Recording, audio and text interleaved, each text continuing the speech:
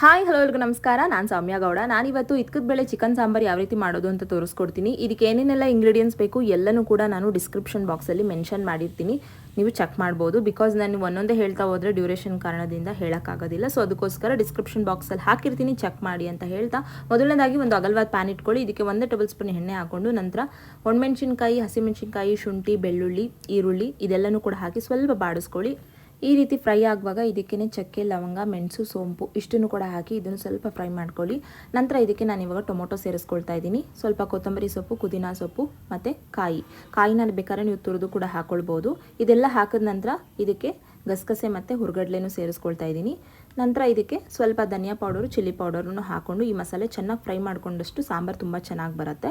ನಂತರ ಈಗ ಅಗಲವಾದ ಒಂದು ಕುಕ್ಕರ್ ಪ್ಯಾನ್ ಇಟ್ಕೊಂಡು ಇದಕ್ಕೆ 4 ರಿಂದ 5 ಟೇಬಲ್ ಸ್ಪೂನ್ ಎಣ್ಣೆ ಹಾಕ್ಕೊಳ್ಳಿ. ಸ್ವಲ್ಪ ಈರುಳ್ಳಿ ಹಾಕಿ ಚೆನ್ನಾಗಿ ಫ್ರೈ ಮಾಡ್ಕೊಳ್ಬೇಕು. ನಂತರ ಇದಕ್ಕೆ ಚಿಕನನ್ನು ಆ್ಯಡ್ ಮಾಡ್ಕೊಳ್ಳಿ.